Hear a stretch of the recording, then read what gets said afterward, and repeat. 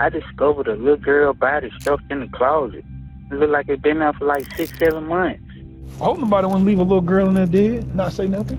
Skeleton! It's a skeleton. Yeah, in the dark. But that's the arm, that's the leg. You see her hair still.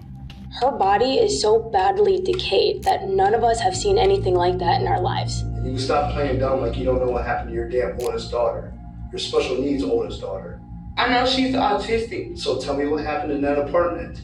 An anonymous 911 call leads police in DeKalb County, Georgia, to a quiet, seemingly abandoned apartment. But behind one door awaits something so horrific, it sets investigators on a desperate search for answers and ultimately exposes a case steeped in unimaginable cruelty.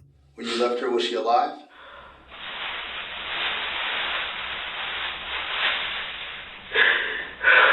The following is based on official police records, and the footage has never been seen before until now.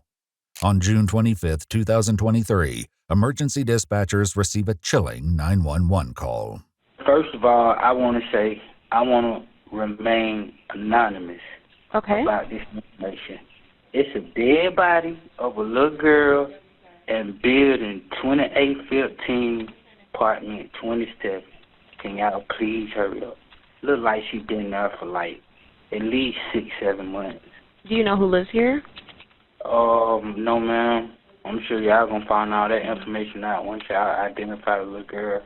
DeKalb County police officers soon arrive to investigate the caller's claims. Paul said several months. Yeah.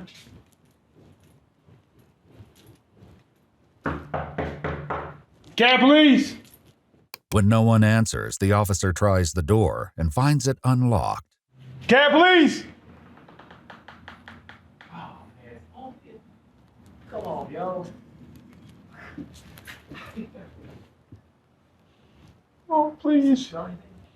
No, I mean, it smells like funk, but not like 49 funk. I'm trying to see if anybody around here knows anything about the unit, but... Cat, please! Is this door usually open? I don't know, because I don't try to people's doors. Fair. Have you ever seen anybody go in or out of this unit, though? Not since the lady moved. How long ago did she move? A couple months, maybe? They cautiously head inside, and though it appears as though no one is home, belongings such as furniture and toys can be seen scattered throughout the apartment.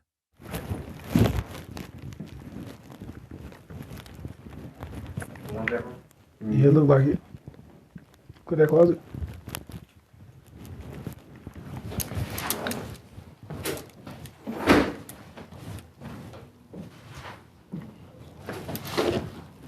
Is this moisture on this one? Right. I saw that. Finding nothing unusual during their search, officers clear the scene. Hours later, dispatchers receive another 911 call from the same anonymous source. 911, what is the address of the emergency? Ma'am, I called like 2 hours ago. I told these folk what I discovered. I discovered a little girl body stuffed in the closet. That had been there, looked like it been there for like 6, 7 months. And it still got clothes on. Is a child a male or female? I can tell it's a female because it got on the pink dress with the hair. She got a bundle of hair. Ma'am, you gonna send somebody out here? Yes, I want to go ahead and get the call in for you. I just have to get as much information as possible, okay? Ma'am, like I don't. You got children, ma'am? Yes, I have 3 boys, and I do understand your concern. Like I said, I have to get as much information for the officer as I can, so that way they can know what they're walking into once they get there. Because you just saying, hey, I found a dead girl in the closet. I have to get some more information. Listen, I'm telling you, that should be the most important information. That you should get somebody's legs moving, wheels turning. We're going to get someone out there to check the area. You have a good day. I thought you already sent somebody. A third call reaches dispatchers, this time from a security guard, claiming a man told him about the body of a little girl in apartment 27. An officer returns to the scene to meet with the security guard, who appears skeptical. The guy got out the car and said, hey, man, you need to go down there, apartment 27, building 2815. I said, what the problem? He's just a little girl and they're dead. So we've been trying to contact 911 for 2 days. I said, 2 days? Hey, nah, they lying. I said, you know, so, but they told me not to go in by myself, so. I'm gonna check that. Yeah, this is our third time out here because I checked it myself earlier. Oh, you heard about something like this? Yeah, this is like the fourth call we got. Ain't nothing in there? No, but I'll check again just to be sure. Because they said in the closet, no, we ain't look that good, but I mean, it could be up under something. Or he says in the closet, a little girl, so. Yeah, I'm like, that's why I was telling you 2 days. I said, wouldn't that body be smelling by now?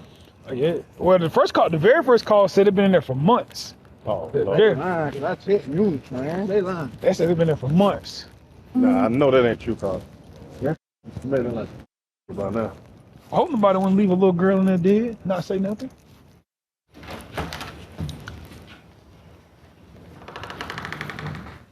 The home is searched once again, but what has begun to seem like nothing more than a cruel prank is about to take a dark turn. Smells up. Yeah. I was wondering, was it just me? Is this something? The officer shines his flashlight into a small closet, and a grim reality finally sets in. Bruh. What? It is. It is? Yeah. Let's see what. Oh. Oh. She in there. Really? Where? I don't see it. I don't see it. That's in that black bag? No, she on top. It's so decayed you can't tell. Oh, that's that. But you can see the hair. But that's the arm, that's the leg. But if you look in there, you can see the clothes around the body. You can see her hair still. Inside the closet are the mummified remains of a small girl, seated in a stroller with the upper half of her body folded over and resting on a dark-colored comforter. She's wearing only a reddish-colored tank top and a diaper, with her hair styled in what's described as a small puff. Her body has significantly decayed. On top of her small frame, investigators find a woman's red purse. Inside are the ID and bank card for 27-year-old Alondra Hobbs, who, according to the property manager, was living in the apartment. What do you know about this family? I know you told me that they moved in. I don't know anything no more about they were under eviction. Investigators put out a bolo for Alondra, who had no other known address. According to the property manager, the apartment was leased by Alondra's husband, Cameron Hobbs. He came in about 2 weeks ago, asking to be taken off the lease. No signs of distress, no reason. He just wanted to be done with it. He didn't seem like nothing was wrong. So they have no children on the lease? There's no kids listed on the lease. It's just him and her. After speaking with the Department of Children and Family Services, investigators learned that Alondra has 3 daughters, ages 2, 4, and 7. The 4-year-old, Cameron's only biological child, is confirmed to be in his care. Alondra's mother tells investigators the 2-year-old is also safe and was recently seen with Alondra, but she shares that she hasn't seen the oldest, 7-year-old Olivia Naomi Jordan, since last year. Then this morning when I woke up, I seen a little something on the news about it. And I was like, oh my goodness. I just came from my friend's house telling them about it. And I'm just hoping it's not Olivia. To add to their concerns, she explains that 7-year-old Olivia is autistic and nonverbal, making her especially reliant on the people around her for care and communication. Olivia was also diagnosed with cerebral palsy and experienced seizures, a condition for which she should be regularly receiving medications. According to the neurology group that was treating her, they filled her prescriptions remotely during the pandemic, but in August of 2022, they stopped renewing her prescriptions as Alondra didn't bring her in for a physical appointment. According to Alondra's sister, who works for the Department of Children and Family Services, she too hasn't seen Olivia since last year. And I know I had asked her, I was like, where's Olivia? Because I watched all 3, and she was like, oh, she's down south in Albany with her paternal grandmother. Well, she didn't say paternal, but with her grandma and her dad. Yeah. Though no father was listed on Olivia's birth certificate, investigators identified him through other means, later confirming that Olivia was not in his care. Tragically, dental records would show the mummified remains in the closet belonged to the 7-year-old girl, who, it appears, was never reported missing. Given the condition of her body, a cause of death could not be determined without an autopsy. The results would later reveal details far more disturbing than anyone could imagine. On June 29th, 4 days after Olivia was found, Alondra was located at a hotel in Marietta, Georgia. Her 2-year-old daughter was with her and appeared to be in good condition. Investigators sat down with Alondra for an interview, determined to uncover what happened to 7-year-old Olivia. After reading her Miranda warnings, they began by asking clarifying questions about her children, not explaining that Olivia was found deceased. I have a 2-year-old, 8-year-old, and a 4-year-old. What are their names? Olivia. Okay, since they're by different individuals. I got 3 different baby daddies. Okay. When was the last time you talked to Mr. Cameron? He won't let me talk. I mean, you gotta talk to him. No, he will not answer the phone. I done sent text message, because he's the one who have and Olivia. He picked me up because it's not his. He been battling from severe. I done got 2 cases. I've been locked up twice because he put his hands on me and I fought back. He's sick in the head. When was the last time you seen? I haven't seen Olivia. The only person I have is. If she's telling the truth, this would place Cameron as the last person to be entrusted with Olivia's care. But by her account, Cameron wanted nothing to do with her. Why did you leave her? Because it was a lot on me. Okay, now tell me, keep on going.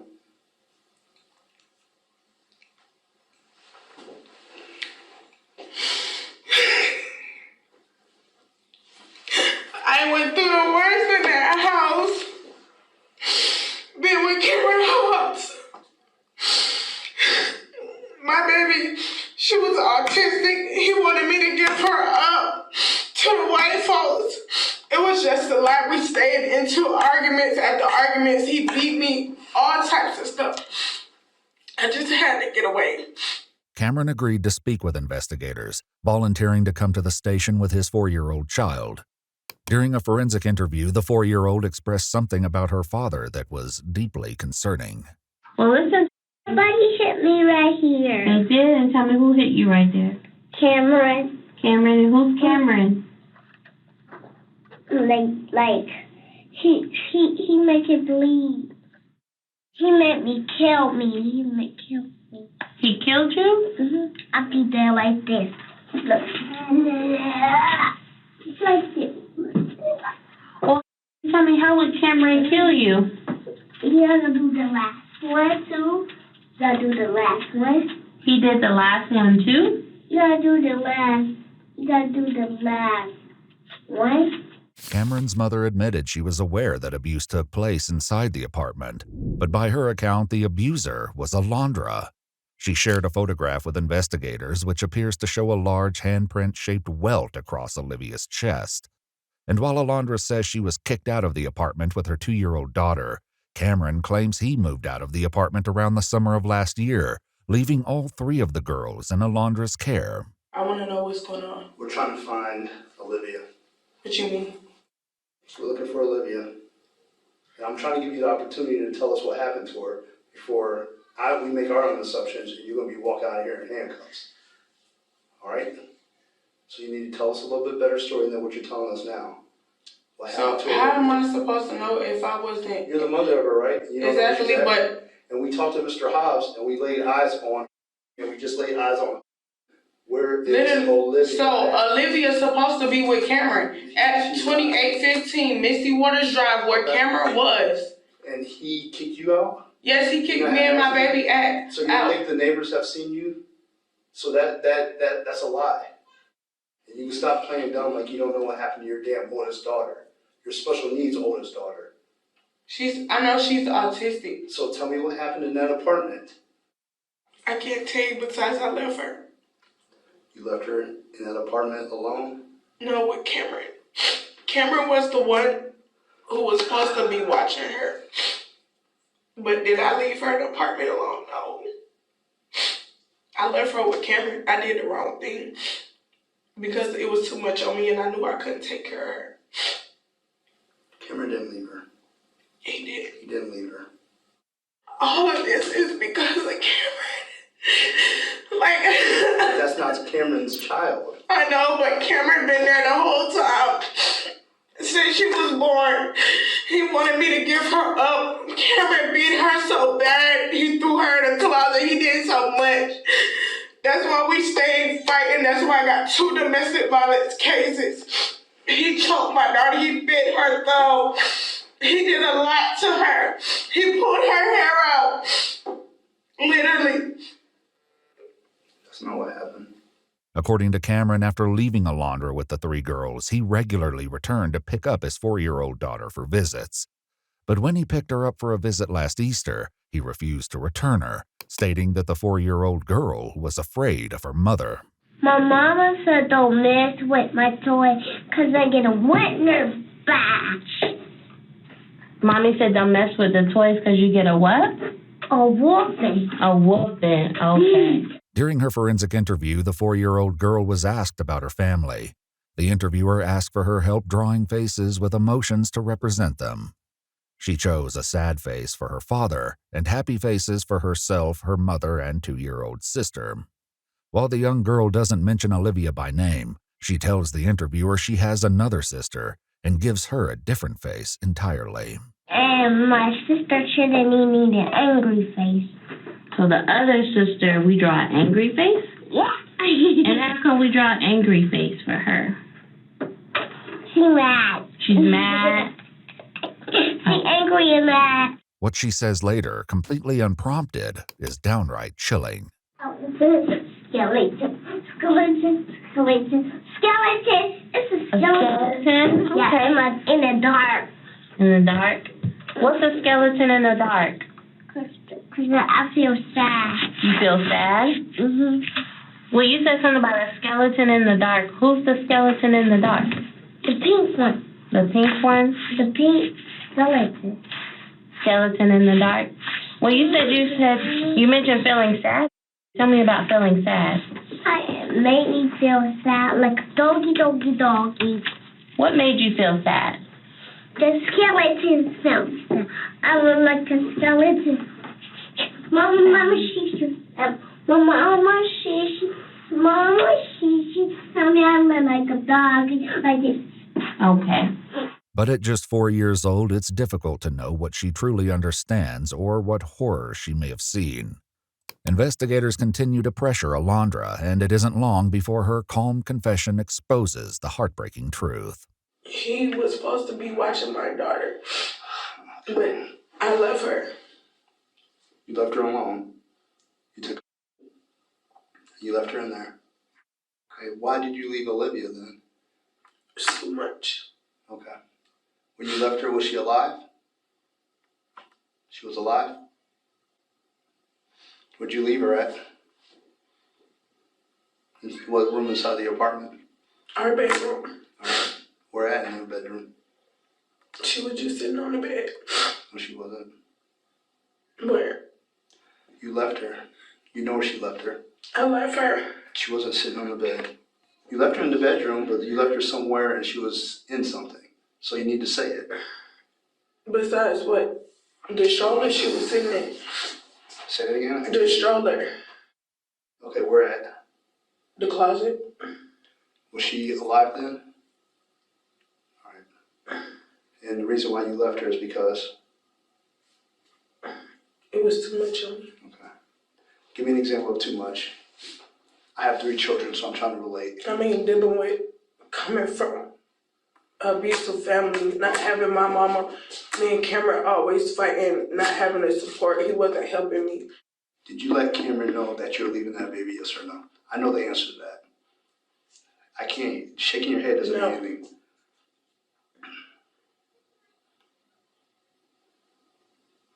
When you left, where'd you go? To my brother's house. The knowledge that Olivia was alive when she was abandoned is both tragic and unthinkable. Yet even those words fail to capture what would soon be revealed about the depth of her suffering. Investigators take a break, momentarily leaving Alondra alone.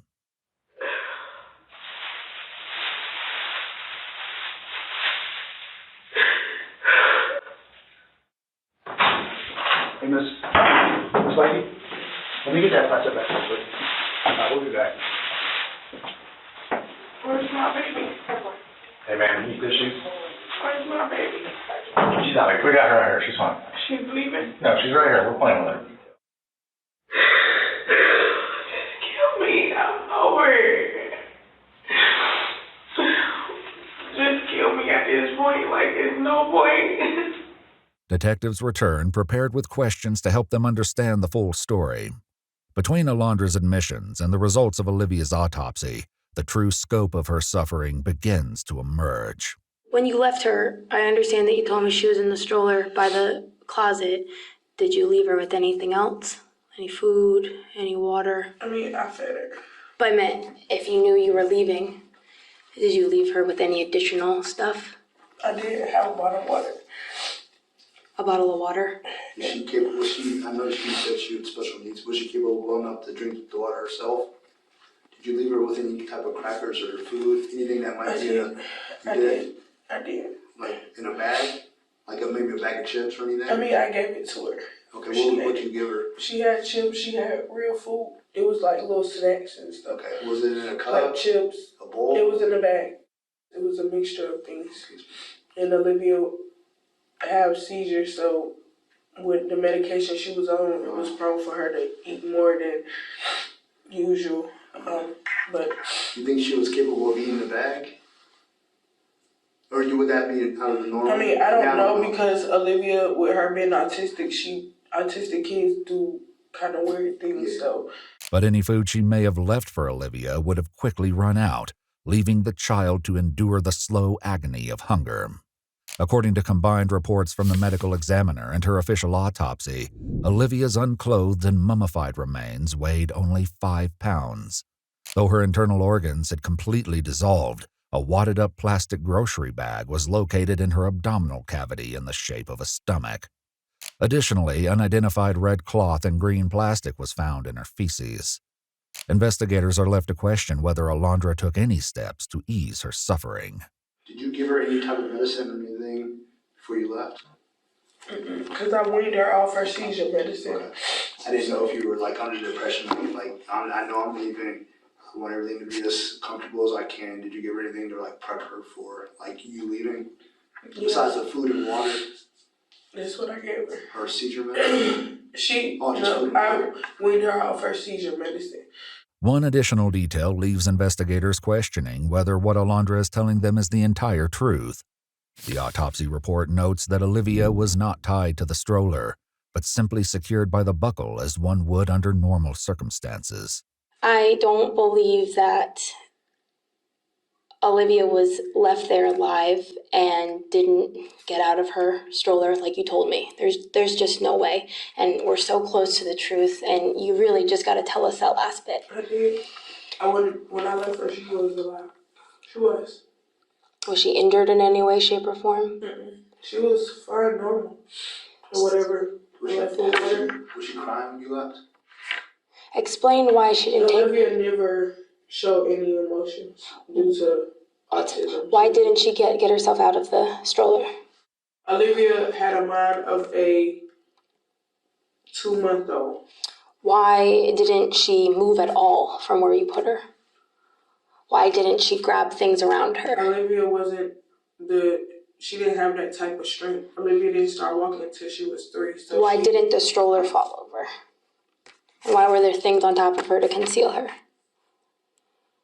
Things, I never picked anything. There's people that have been very upset about what happened to Olivia. Very upset, and they're not going to get the answers they need because... Yeah, I never did. One thing I can say, I never did pick anything on her. I did put her in the stroller, and I buckled her up. I left her water, I left her food, but as far as I wasn't... We didn't find any water or food. Yeah, I wasn't the type to throw anything on her. Like, clothes was in the closet. Unwilling to accept that Olivia merely sat still, resigned to a slow and painful death, the detective forces Alondra to confront a brutal truth in pursuit of answers. Her body is so badly decayed that none of us have seen anything like that in our lives.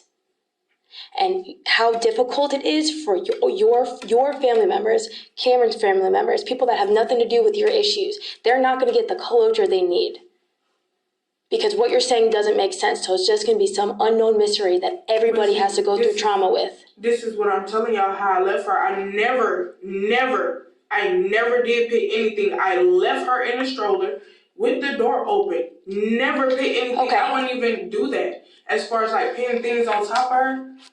So is there any chance that she was dead before you left the house? Was she injured in any way? No, because she was functioning. I fed her. I gave her water. And the phones that my brother stole, literally, I got the phone call to come over there. I rushed out the house and left. To come over where? To my brother's house. He called you and asked you to go over there? Yes, and I did. For what purpose? Just to chill, and then him and his girlfriend got into it. So you left your 7-year-old daughter because your brother wanted to chill? Moving forward, the detectives bring up another detail from the crime scene that raises new questions of whether or not someone else was aware of Olivia's cruel fate.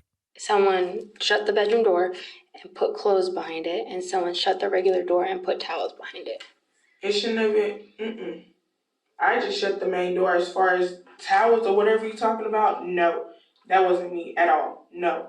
Though Alondra denies placing the towels behind the door or putting anything on top of Olivia, the fact remains that she was found half covered by a comforter, and on top of her small frame was Alondra's red purse containing her bank card and ID.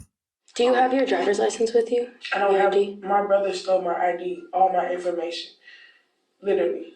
According to police records, officers were called to a domestic dispute between Alondra and her brother at his home toward the end of March, in which she accused him of stealing several of her items, including a bank card. Alondra also tells the detectives that he stole the keys to her apartment. I understand that you got into it with your brother at his house, right? You told me that. How long had you been staying there? 4 months. 4 months? And you went straight from Misty Waters to your brother's house, right?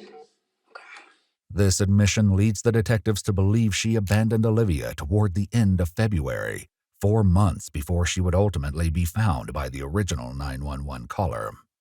In addition to the anonymous report, investigators learned that a local news station had received a video from a civilian showing the deceased child in the closet. Detectives requested a copy of the video, but it remains unclear whether they ever obtained it, who sent it, or whether that person is the same individual who made the 911 call. Detectives press forward, seemingly determined to understand whether or not Alondra feels any remorse for her actions. At any point, did you ever feel like, I need to go back and get this child and this is something wrong that I'm doing? I mean, it ran across my head, but wasn't in the right mental state at the time. Did you not feel any type of way that this kid was suffering? Did you let anybody, let me ask you this, did you let anybody know that she was in there? I can't hear you. No. And how would someone know that there was a baby girl inside that apartment? You didn't tell anybody.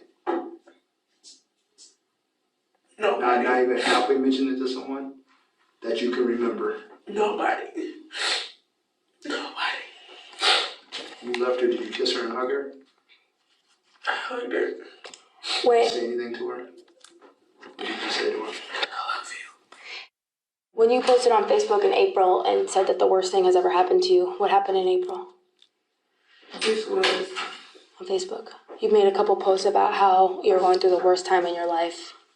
That had to be the relationship that, I found out that the guy that I was messing with and taking care of. George? He cheated on me. And I was madly in love with him. I was trying to seek love. But while Alondra sought love, 7-year-old Olivia was left alone to decay. By the time of her autopsy, not even bugs remained, leaving behind only dead maggots and pupa casings in her skull cavity. All the while, Alondra admitted she continued collecting $900 a month in disability benefits meant for Olivia's care. Do you want Olivia to be buried and have, closure for her body? Do you want her, do you want a funeral? Yeah, do you want a funeral for her? No, because nobody really dealt with her like that. Nobody helped me out with her, no. Do you want to know how she died? Do you want us to be able to figure that out? Yes, I would like to. But as far as funeral-wise, no, because if that's the case, as much as I express my situations to so many people and people can help me, now y'all in the picture when something tragic happened. So do you think you did this in spite of your lack of support? Yeah. To make everybody know loud and clear that they didn't help you? If it wasn't going to be that, it was going to be me taking my life. So it was you or Olivia, and that was a choice you made in that moment. It was one or the other. Ultimately, Alondra's decision was clear. Cameron's mother would later explain to investigators that despite what Alondra claims, Olivia didn't know how to unbuckle herself from the stroller, largely due to her cerebral palsy. Following the autopsy of 7-year-old Olivia Naomi Jordan, her cause of death was ruled as inanition, or extreme exhaustion caused by starvation, as well as dehydration. While toxicology results revealed methamphetamine and fentanyl in Olivia's hair, investigators concluded the exposure likely occurred over several months and wasn't a contributing factor in her death. Alondra's 2-year-old daughter was taken into the custody of the Department of Family and Children's Services. Her 4-year-old daughter was also separated from her father and taken into their custody following a separate investigation, the details of which are unknown. In September of 2023, 27-year-old Alondra Hobbs was indicted on 1 count of malice murder, 2 counts of first-degree cruelty to children, and 2 counts of felony murder. The felony murder charges were later vacated as a matter of law. Alondra entered a non-negotiated guilty plea in April of 2025 and was sentenced to life in prison without the possibility of parole, plus an additional 40 years. If you'd like to see select new videos early and help us keep uncovering case files that rarely come to light, you'll find extra footage and unseen details on our Patreon. Channel memberships here on YouTube also include early access to select new videos.